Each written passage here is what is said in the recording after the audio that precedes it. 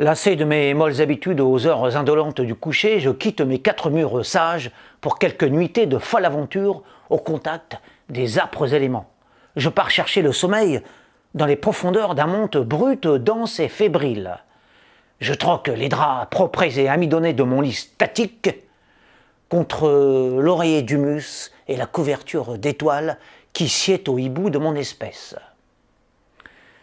Je préfère le rêche coussin de la nature et la glaciale étoffe du firmament aux tiédeurs de ces chambres qui ressemblent à de mornes caveaux.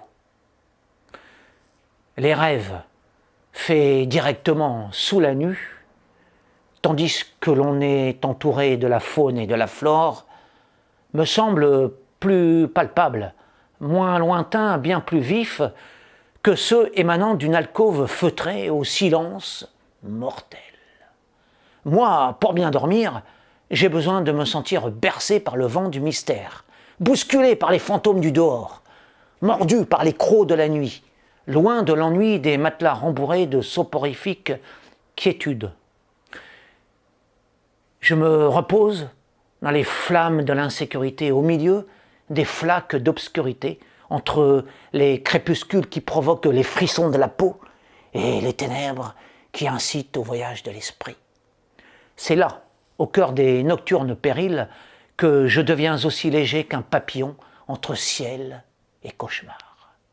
Étendu dans l'herbe, à même la terre ou bien sur des branchages, peu à peu, je perds de vue le sol, le poids de la réalité, les lourdeurs du présent, et conscient de l'immensité stellaire au-dessus de ma tête, je m'envole en fermant les yeux.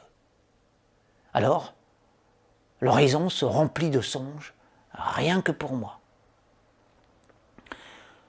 Un oiseau aux plumes d'ombre et de feu m'emporte.